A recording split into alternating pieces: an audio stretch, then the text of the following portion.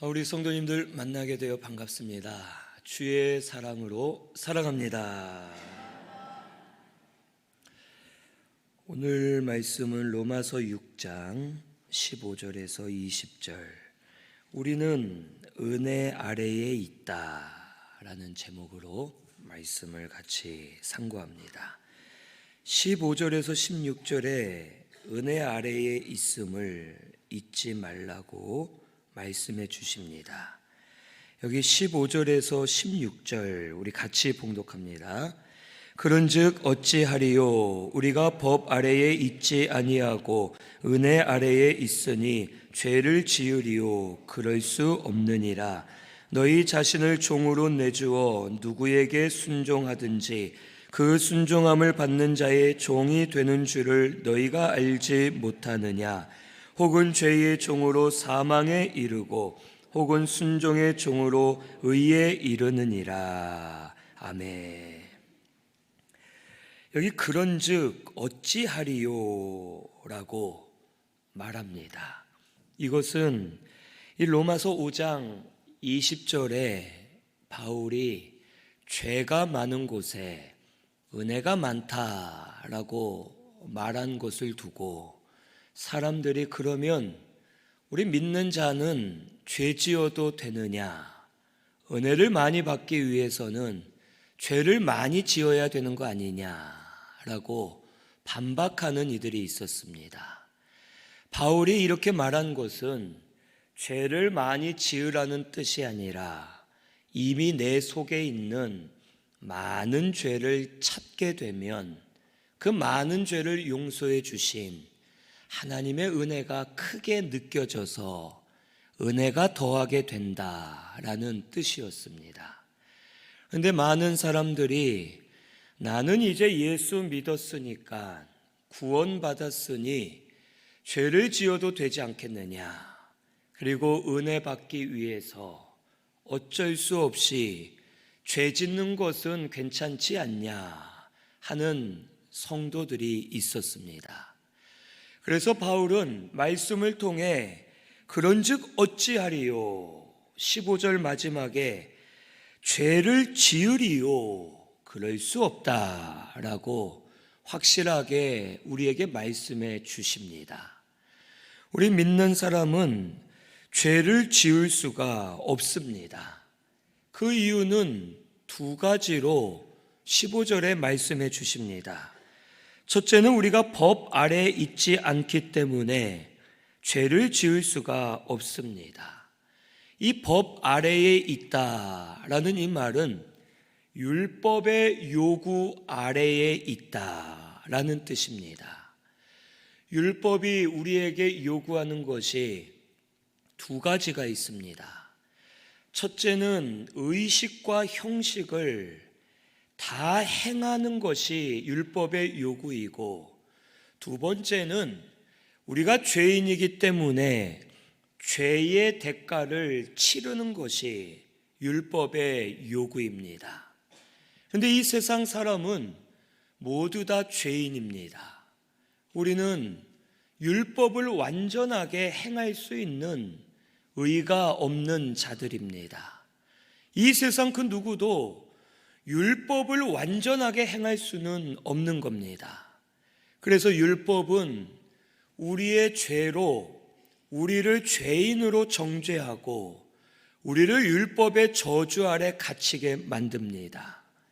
그리고 그 저주 아래에서 우리의 죄를 대가를 치르기 위해서는 죄의 삭은 사망이기 때문에 우리의 생명을 내어놓아야지만 죄의 대가를 치를 수 있습니다. 그러면 우리 모두는 이미 다 죽어야 됩니다. 이 세상 사람은 죄의 대가를 치르기 위해 다 죽어야 되고 결국에는 구원받을 사람이 아무도 없는 겁니다. 우리가 율법 아래에 살 때에는 율법을 행할 수 없고 죄의 대가를 치러야 되기 때문에 구원받을 리가 아무도 없고 우리 모두는 살 수 없음을 가르쳐 주십니다. 그래서 하나님이신 우리 예수님이 이 땅에 오신 겁니다. 예수님이 오셔서 말씀하시기를 나는 율법을 폐하러 온 것이 아니라 완성하러 왔다라고 말씀하십니다. 우리 예수님이 율법을 완성해 주셨습니다. 율법이 요구하는 바 첫째, 율법의 의식과 형식대로 행하는 것. 우리 예수님은 이 땅에 사시는 동안 율법을 다 행하시고 하나님 말씀대로 순종하셨습니다. 그리고 두 번째 요구인 죄의 대가를 치르는 것. 우리 예수님은 죄의 대가를 치르기 위해 죄 없는 의로운 생명을 우리에게 내어주시면서 십자가에서 죽으셨습니다. 예수님의 생명으로 죄의 대가를 치러주셨고 이제 예수님은 부활하신 후에 율법 아래 계시는 분이 아니라 율법 위에 계시는 분으로서 율법을 완전히 이루셨고 율법을 초월해서 사시는 분임을 우리에게 가르쳐 주십니다. 우리가 예수님 믿을 때 예수님과 연합합니다. 예수님과 연합하면 예수님이 행하신 말씀 순종한 그 율법의 요구를 들어주신 것, 그것이 예수님이 하셨지만 예수님을 믿을 때 내가 연합하여 내가 한 것으로 부어주신다는 겁니다. 이게 바로 예수님의 의를 나에게 전가시켜 주시는 겁니다. 나는 말씀 순종 못할 죄인이지만 나는 연약하여 하나님의 말씀을 지키지 못할 때가 많고 순종하지 못할 때가 많지만 예수님이 순종하고 의를 만들어 놓으셨고 내가 예수님 믿을 때 예수님과 연합하여 그 의를 나에게 입혀 주셨음을 가르쳐 주시는 겁니다. 그리고 율법의 두 번째 요구인 죄의 대가를 내가 치러야 되지만 우리 예수님이 이미 치러 주셨습니다. 그리고 예수님과 연합할 때 죄의 대가를 치르신 예수님의 그 공로가 나의 공로가 되어서 내가 죄의 대가를 치른 자가 되고 내가 죄사함을 받아 구원함을 받게 되었음을 가르쳐 주시는 겁니다. 이것이 우리에게 주신 구속의 은혜입니다. 우리는 한 것이 아무것도 없습니다. 다 예수님이 하셨습니다. 우리를 대신하여 말씀 순종해 주셨고 우리를 대신하여 자기 생명을 버리시고 죄의 대가를 치러 주셨고 우리는 예수님을 믿기만 하면 예수님의 공로가 나의 공로가 되어서 내가 순종한 것으로 하나님이 인정해 주시고 내가 죄의 대가를 치른 것으로 하나님이 인정해 주셔서 우리 죄를 씻어 주시고 죽은 우리 영을 거듭나게 하시고 살아나도록 구속의 은혜를 우리에게 부어 주셨음을 가르쳐 주시는 겁니다. 그래서 우리는 율법 아래 있지 않습니다. 율법은 우리의 죄 때문에 권세를 가지게 된 겁니다. 무슨 말이냐? 지금도 우리가 죄 짓는 사람은 법이 무섭지만 죄를 짓지 않는 사람은 법이 원래 무섭지가 않습니다. 왜 괜히 그럴 때 있잖아요. 길을 가는데 경찰차가 지나가면 괜히 뜨끔하고 숨고 싶고 이럴 때가 있습니다. 우리 사람이 죄를 지으면 법이 무서워서 죄 지은 사람 앞에서는 법이 권세를 가지지만 죄를 짓지 않은 사람은 죄를 다 치르고 나온 사람, 죄를 안 지은 사람은 법이 무섭지가 않습니다. 나와는 상관이 없기 때문에 법을 두려워할 필요가 없고 법에 매일 필요가 없는 겁니다. 우리가 이와 같습니다.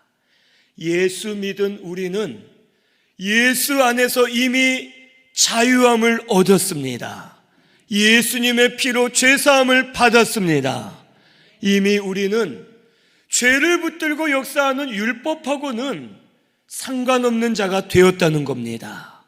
예수 믿을 때 구원받았고 법 아래 있지 아니하고 이제는 법 위에 있는 은혜의 세계 안에 거하는 자가 되었기 때문에 법의 지배를 받지 않고 결국 우리는 죄를 짓지 않는 자가 됨을 가르쳐 주시는 겁니다. 그리고 두 번째로는 은혜 아래에 있기 때문에 죄를 지을 수 없습니다. 율법에 대해 죽었고 벗어난 자가 되었습니다. 성경에서 아내가 남편이 살아있을 때에는 남편에게 메인자가 되지만 남편이 죽으면 남편에게서 벗어나 자유인이 된다고 말씀하십니다. 율법도 우리가 율법 아래에 있을 때에는 매이게 되지만 예수님의 십자가로 율법에 대하여 죽은 자가 되었고 벗어난 자가 되어서 율법과는 상관없게 된 겁니다. 그리고 이제 우리의 새로운 법이 생겼습니다. 우리에게 주신 새로운 법은 은혜입니다. 은혜가 우리 믿는 자의 새로운 법입니다. 율법은 우리를 죄에 갇히게 만들지만 은혜는 죄를 이기게 만듭니다. 율법은 우리가 율법 아래 살 때 죄가 우리를 주관하지만 은혜 아래 살 때에는 하나님이 우리를 주관하시고 인도해 주시는 겁니다. 율법은 우리에게 죄로 인해 사망이 온다라고 경고하지만 은혜는 죄로 인해 사망이 오지만 그 죄를 회개만 하면 너희들 다시 살아난다. 살 소망이 있음을 알려주는 것이 하나님의 은혜임을 오늘 우리가 깨달아야 되겠습니다. 우리는 이런 은혜의 세계 아래 살고 있음을 우리에게 가르쳐 주시는 겁니다. 오늘 우리 성도님들은 예수님 믿어 거듭났으면 지금 우리가 은혜 아래 살고 있음을 꼭 믿으시기를 바랍니다. 그런데 문제는 그러면 진짜 우리가 죄를 안 짓느냐 하는 겁니다. 아닙니다. 성도라도 죄를 짓게 되고 죄를 지으면 죄의 종이 되어 살 수밖에 없음을 여기 16절에 말씀해 주십니다. 너희 자신을 종으로 누구에게든지 순종하면 내어주는데 죄의 종이 되어 사망에 이르는 자가 있고 순종의 종이 되어 의에 이르는 자가 있음을 가르쳐 주십니다. 우리가 이 세상을 살면서 누구에게 순종하는지 그것에 따라서 우리는 그것의 종이 됩니다. 많은 성도가 죄를 짓습니다. 그리고 죄를 지으면서 내가 은혜를 위해서 은혜 받기 위해 어쩔 수 없이 죄 지었다. 내가 지금은 할 수 없기 때문에 죄를 짓는다 하면서 죄를 짓는 성도가 있습니다.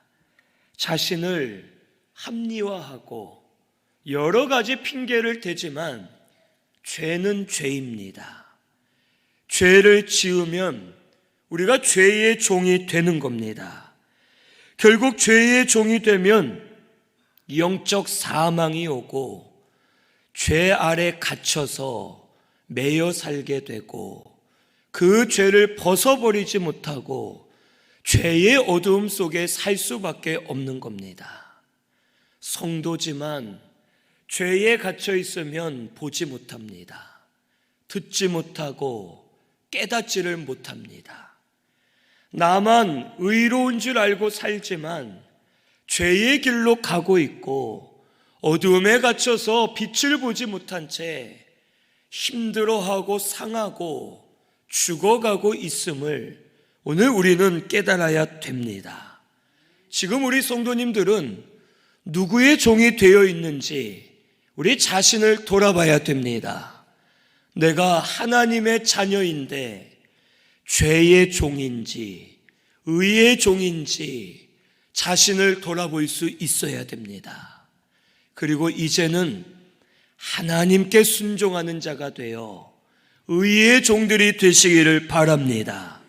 말씀을 따라가시고 하나님 뜻을 깨달아 그 뜻대로 순종하고, 이제는 우리에게 죄가 있지만 죄를 회개하고 하나님이 은혜 주실 것을 바라보며 은혜의 세계 안으로 다시 깊숙이 들어가면 그 은혜가 우리에게 임하고 있는 것이 깨달아지고 느껴지면서 은혜로 사는 자가 되게 해 주실 줄로 믿습니다. 이런 우리 성도님들이 되어야 합니다. 그래야 우리 심령이 살아날 수가 있는 겁니다. 마귀는 우리를 죄의 종이 되게 만듭니다. 죄에 붙들려 살게 하고, 죄 지은 것을 알고 회개는 하지만 그 죄의 죄책감에 붙들려서 나는 망할 사람, 죽을 사람, 안 되는 사람 낙심하게 만들어서 결국은 죄에 또 갇히게 만들고 하나님 앞에 설 수 없도록 마귀는 만듭니다. 하지만 하나님이 우리에게 원하시는 것은 죄로 인해 낙심하라는 것이 아닙니다.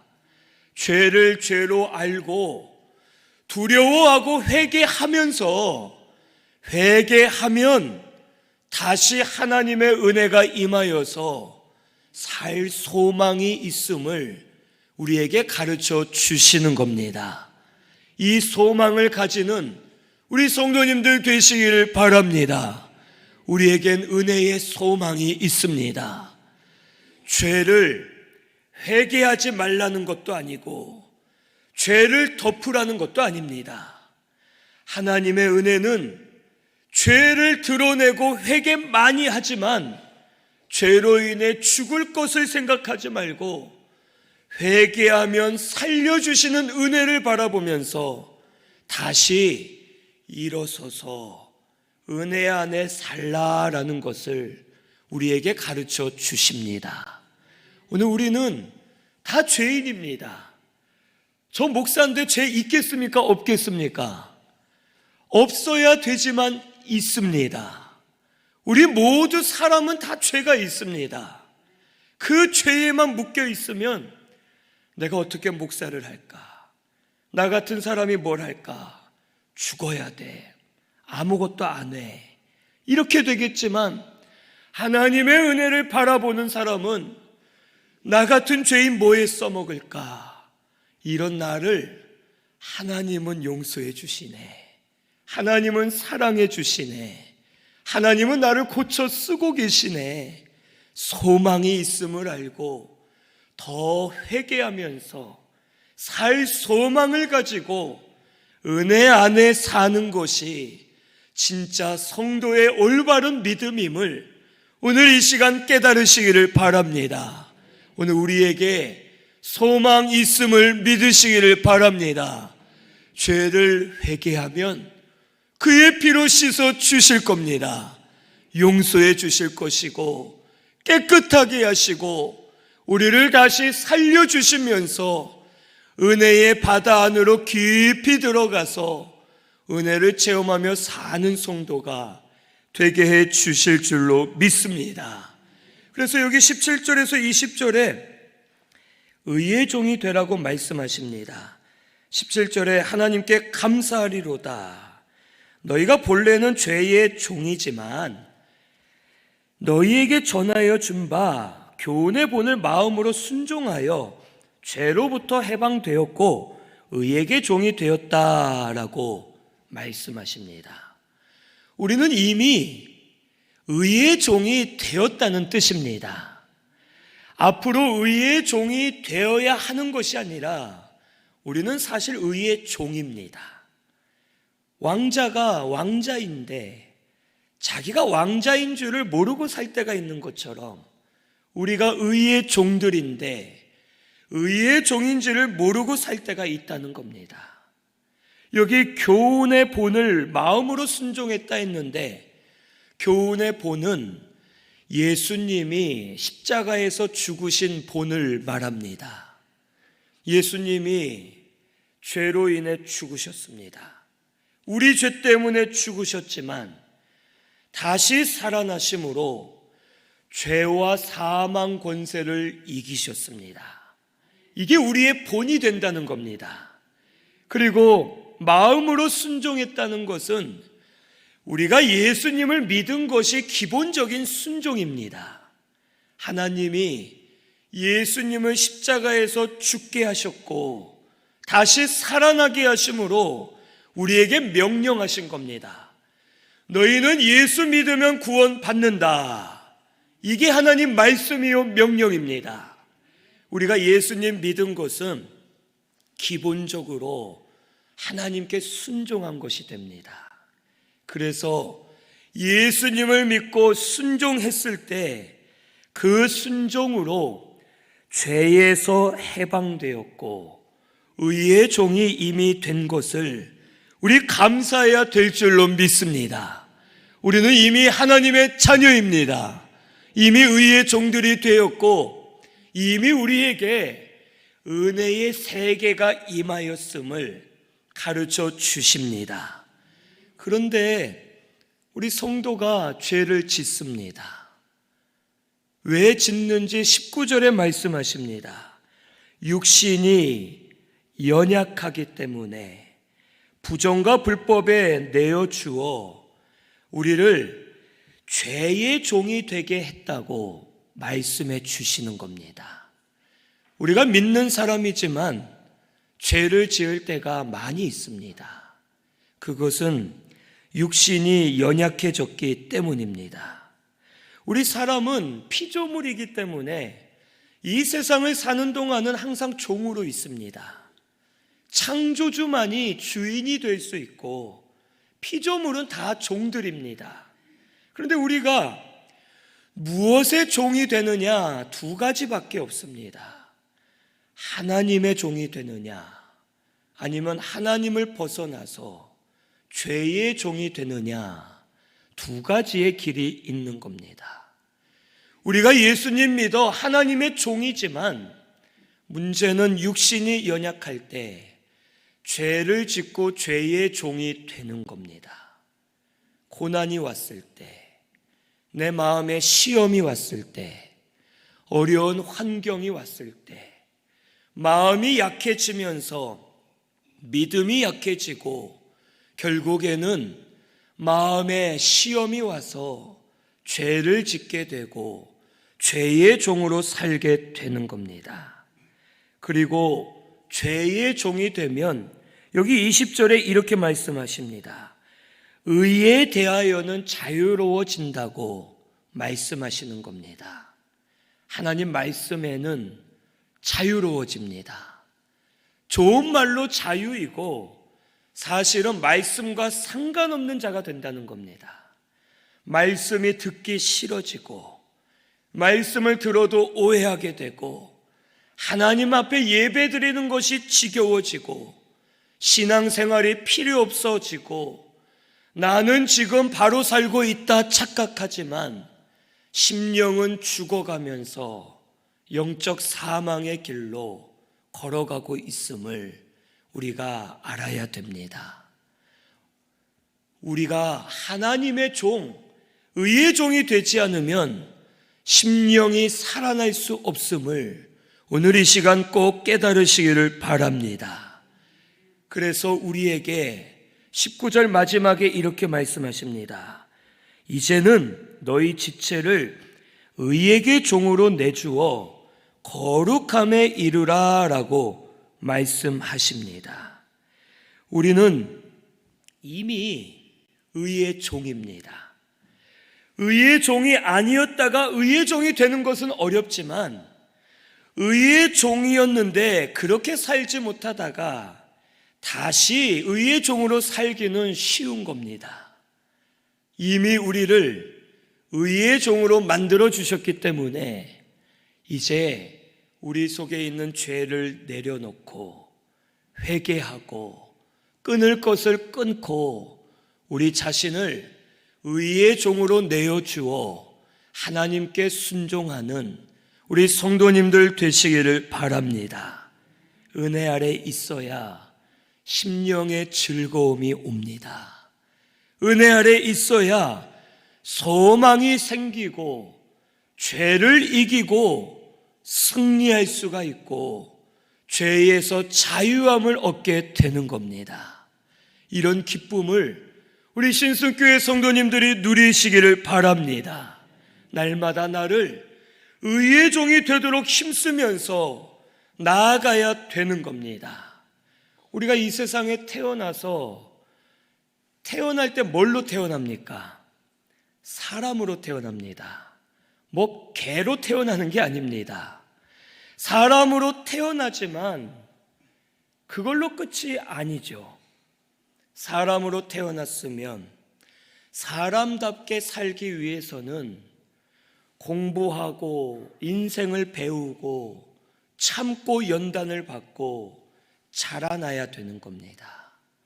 그래서 이 개차방 같은 놈들아 할 때 인격이 만들어지지 않으면 개의 비유를 하고 너는 짐승 같은 놈이다 이렇게 말을 하는 겁니다. 우리 성도도 마찬가지인 겁니다. 의의 종들이 되었지만 의의 종으로 살기 위해서 만들어지고 계속 힘쓰고 노력해야 되는 겁니다.